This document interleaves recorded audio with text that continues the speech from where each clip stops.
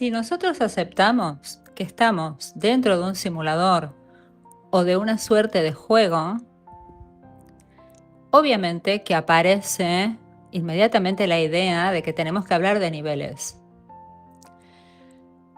Pero antes de hablar de niveles, hay algo que se vuelve central, que es la importancia de hacernos ciertas preguntas. No como un ejercicio intelectual, sino utilizarlas como puertas de entrada a comprender la dinámica en la que ya estamos inmersos. Porque si esto funciona como un juego o como un simulador, no tenemos la opción de no jugar. Lo que sí tenemos es la posibilidad de empezar a entender sus reglas, sus patrones y sus márgenes de acción. Y en ese punto, estas preguntas dejan de ser filosofía y se vuelven verdaderamente operativas para nosotros. Una de las preguntas que me hice es, si esto fuera una simulación, ¿dónde reside el sistema que la ejecuta? ¿Es externo a lo que nosotros percibimos o está contenido dentro del mismo campo de conciencia que somos? Y si fuera un juego, ¿quién define sus reglas y bajo qué lógica se establecen? ¿Son reglas fijas? ¿Son inmutables? ¿O son dinámicas, adaptándose al nivel de conciencia del observador? Otra pregunta posible es, ¿existe realmente un jugador separado del avatar? ¿O esa separación es parte del propio diseño del sistema? ¿Y qué implicaría en términos prácticos descubrir que operamos dentro de una arquitectura con reglas precisas, aunque no siempre sean visibles para nosotros? ¿Y si hay reglas, cuáles son? ¿Son las leyes físicas que describimos con ecuaciones y que ya conocemos? ¿O hay metareglas más profundas que determinan incluso esas leyes físicas? ¿Y por qué la realidad muestra coherencia matemática? ¿Por qué la observación parece afectar el resultado a nivel cuántico? Porque la experiencia subjetiva de cada uno no puede ser reducida completamente a procesos materiales ni a procesos mentales. Estas preguntas seguramente ya te las hiciste y por supuesto que aquí no buscamos imponer una respuesta definitiva, sino abrir un campo de investigación personal, de recuerdo, donde la percepción, la ciencia, la conciencia dejan de estar separadas. Si planteamos esta realidad o esta experiencia como un juego, no es una simplificación ingenua verlo de ese modo. En muchos sentidos, esto nos da herramientas poderosas. Nosotros estamos todos familiarizados con las dinámicas de los juegos. Sabemos que hay reglas, que hay objetivos, que hay niveles de habilidad, que hay aprendizaje a través del error. Y trasladar ese marco a la vida permite algo fundamental: pasar de una experiencia pasiva a una verdadera participación activa. Nos da contexto, nos da lenguaje, nos da estructura y sobre todo nos da la posibilidad de detectar patrones que de otro modo pasarían desapercibidos. Por lo tanto, es muy amable tomar como modelización de la experiencia que esto es un simulador o un juego. De hecho, la propia física utiliza estos conceptos para explicar algunos de sus puntos más importantes.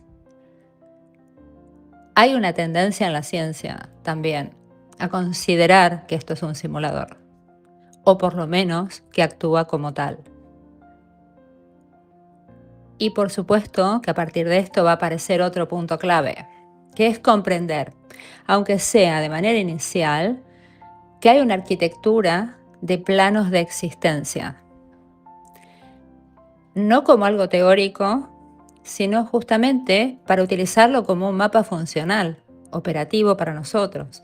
Porque claro que si existen distintos niveles desde los cuales percibimos, desde los cuales pensamos, desde los cuales actuamos, entonces entender desde dónde estamos operando en cada momento se vuelve una herramienta de precisión.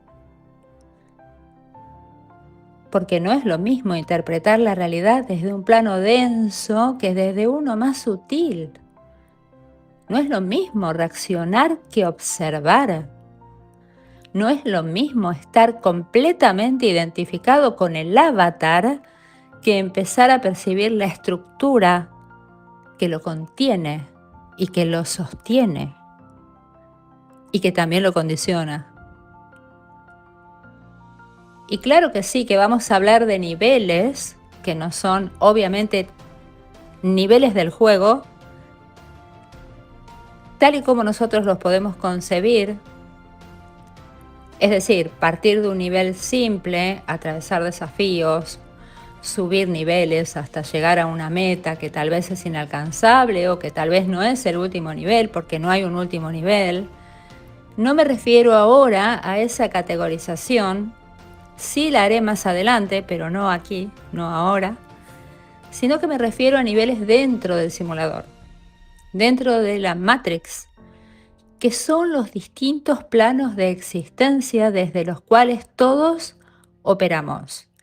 Aunque no podamos ser conscientes de percibirlos, ni de que verdaderamente estamos actuando desde ellos, o pensando desde ellos, o sintiendo desde ellos, y que comienzan en algo sumamente abstracto para nosotros y imposible de definir, que es la fuente o el origen, que es quien verdaderamente está jugando, hasta llegar al nivel más denso de la existencia 3D.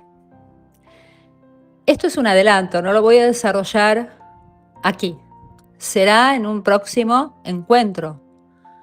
Pero quiero dejar claro que entender los planos de existencia implica entender la arquitectura de la realidad y eso nos va a llevar a comprender las reglas de este simulador, de este juego, de la Matrix, no para salir porque no podemos de momento salir, sino para que no nos utilicen. Y ahí está la clave de todo. Por supuesto que hay una distinción importante que eleva la calidad de todo este análisis que estoy haciendo y que es que hablar del universo como una simulación o como un juego son sí o sí modelos conceptuales. Y yo no puedo asegurar que sean verdades literales verificadas, aunque la física, tal y como ya mencioné, explica muchos de sus modelos actuales, tomando como que es verdaderamente un simulador en el que estamos. Sin embargo, entender que al menos son marcos de interpretación y saber que cuando se utilizan como corresponde, tienen un valor de conocimiento y experiencia extraordinarios, porque nos permiten ver patrones que otros marcos de interpretación ocultan. No a propósito, simplemente no los consideran. Pero tenemos que saber que un modelo no es la realidad, porque un mapa no es el verdadero territorio. Y si en ese caso lo fuera, igualmente nos aporta las herramientas válidas para entender la realidad tal y como la percibimos y para vivirla de la mejor manera posible. Porque eso es lo que verdaderamente cuenta. Lo que va a seguir de aquí en adelante desarrolla estos marcos, simulador, juego, con toda la profundidad que merecen, porque verdaderamente la honestidad intelectual que aquí estoy expresando no va a debilitar la exploración, sino que va a profundizarla justamente. Y tal vez la cuestión ni siquiera sea demostrar si vivimos o no en una simulación en sentido literal, sino entender que el modelo de simulación permite operar como si la realidad tuviera capas, reglas, condiciones iniciales y márgenes de intervención. Y eso es lo que verdaderamente nos interesa.